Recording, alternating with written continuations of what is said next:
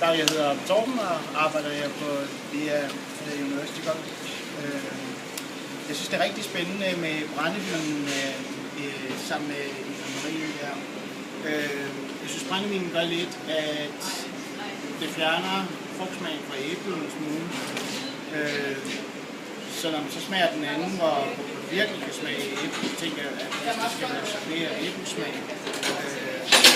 så er det helt klart uden brændevin. Jeg synes, det er æblet, der smager bedst. Men ideen og det, som brændevin tilfører, det er altså to måder at gøre det på, men det er så rigtig godt. Jeg hedder Jacob, og jeg er kok her på VIA University. Og jeg har smagt de forskellige æblesorberer. Og det er meget klart og meget råvaren skinner igennem. Det er som at bide i et frisk kaliberæble, for eksempel kalibersorbet. Det er rigtig lækkert. Jeg hedder Mette, og jeg er cater her på VIA University. Jeg synes, det er nogle fantastiske sorberer. Filippa synes jeg er lidt for sød, men det er godt, det er æblet også, så på den måde passer det godt sammen. Jeg var meget, meget vild med den der nye æblesort, som jeg ikke kan huske, hvad hedder. Valant. Specielt med vanilje, jeg synes, det var meget...